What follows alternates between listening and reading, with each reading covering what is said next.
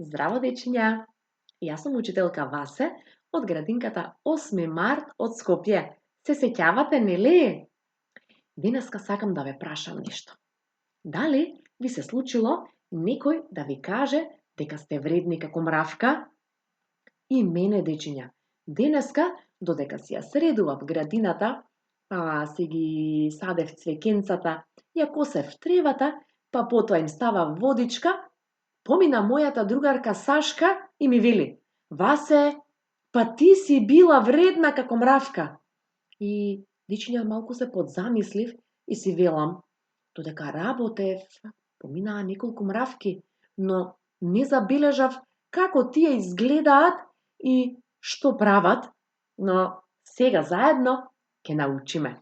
Одиме прво да видиме како изгледа една мравка.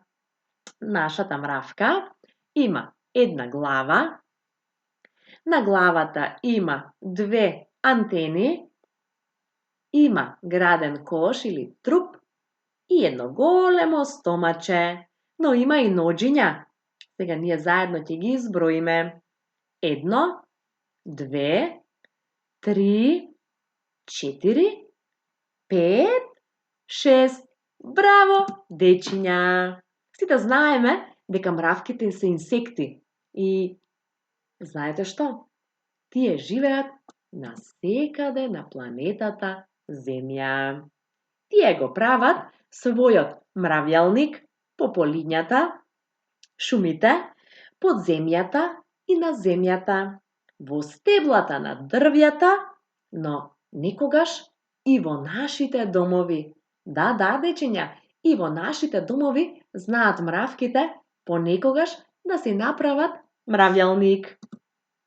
Единствено место каде што ги нема мравките е Антартикот.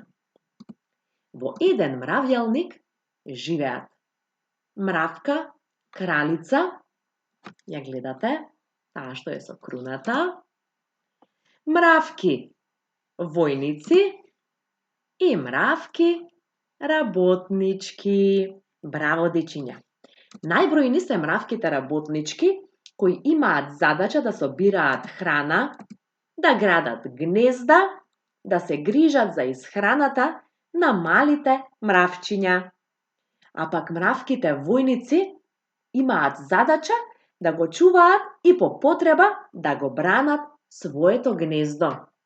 Тие немаат оружје како вистинските стражари, немаат ниту копје, ниту штитови, но имаат една многу силна вилица која што им служи да си го одбранат нивниот мравјалник доколку некој ги нападне. Кога одат мравките работнички по храна, тие многу се оддалечуваат од својот мравјалник, но никогаш не може да се загубат затоа што оставаат мирисна трага која им помага да се вратат дома по истиот пат. И замислете, додека се враќаат дома, тие се движат во колона. Да, погледнете, еве ги, поред наредени, еден позади друг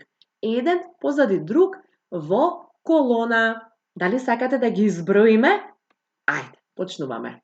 1, 2, 3, 4, 5, 6, 7, 8, 9 и 10. Браво, дечиња! Одлично! Знаете да броите до 10, но сега сакам да ве замолам нешто. Ако некогаш ви се случи да видите една ваква колона од овие вредни мравки, никогаш немојте да им ја попречувате и прекинувате работата и одот во колона. Запомнете, тие носат многу голем товар и доколку би ги немало мравките, нашата планета не би изгледала ваква како што е сега. А сега можеме да повториме. Во еден мравјалник живеат мравка, кралица, матица, Мравки војници, мравки работнички, а ова е нивниот мравјалник.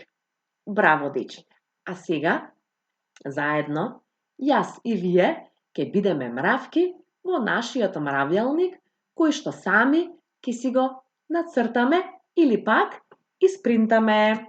Погледнете што ни треба. Ова е мојот мравјалник. Ова е мравјалникот кој што може да го испринтате. И ќе видиме сега што ни е потребно. Доколку сакате сами да си нацртате, потребно ви е еден лист, боички по желба, може да се восочни, може дрвени, може и фломастери, и 10 графчиња кои ќе ги тркаламе полека по нашиот мравјалник и една фолија за документи.